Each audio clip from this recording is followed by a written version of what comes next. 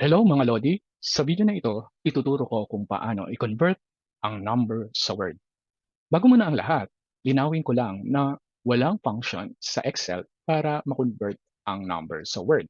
So kailangan natin gumawa ng user-defined function o UDF sa Excel kung saan gagawa tayo ng panibagong function sa Excel. Bago muna yan, ide-demonstrate ko kung paano ang kalalabasan ng ating gagawing step.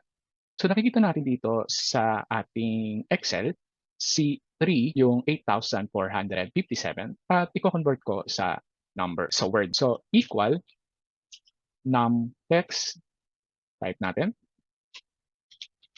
and then open parenthesis, and i-click ko lang yung 8,457, then enter, at meron na tayong amount in words. So 8,457 pesos. So mapapansin natin may pesos na siya. So gawin na natin ito. Una, kailangan i-download muna natin ang UDF numtext. So pwede nyo ma-download yung numtext sa QR na ito. Sa ngayon, i-open ko muna ang Excel template kung saan natin isi-save yung code para makabuo tayo ng user-defined function. Kapag na-open na ang Excel file, i-test muna natin yung function. Dito sa cell na to, type ko ang function na equal num text, open parenthesis, at i-refer natin ang C4. And then, press enter. Sa ngayon, nagkakaroon ng error. Ibig sabihin, hindi pa nai-implement yung function kasi wala pa yung code sa loob ng Excel file. So para maipasok ang code sa loob ng Excel file, i-access natin ang VBA editor. At para ma-access ang VBA editor, let's press Alt F11.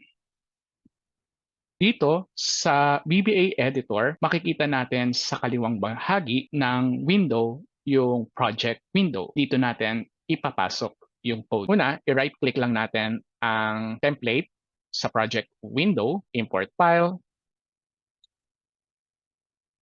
And then from here, i-click natin yung bus kung saan yung na-save natin. And then sa baba, click open.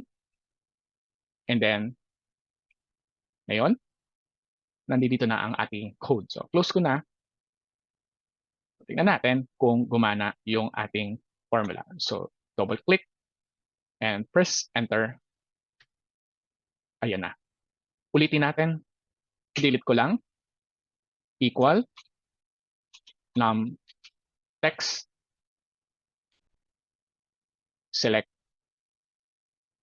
and there you go. Para ma-save yung ating code, kailangan natin i-save yung file in XLSM. So, i-press lang natin yung F12. Sa Save As Type, makikita natin na Excel Workbook. I-click lang natin yan at hanapin natin yung macro-enabled workbook or XLSM. Tapos click Save. Now, ang function na ito ay applicable lamang kung saan mo nilagay yung code na yon. So, hindi siya maaaring magamit sa ibang file na wala yung code. So, kung saan mo lang siya sinave, doon lang pwede magamit yung function. Test natin yung function na ito. So, gawin natin 1,580.85. So, ngayon, meron ng 85. Num text and equal and enter. So, mapapansin natin, 1,580 and 85 over 100 pesos only. So, ngayon, alam na natin kung paano mag-convert ng number sa Word.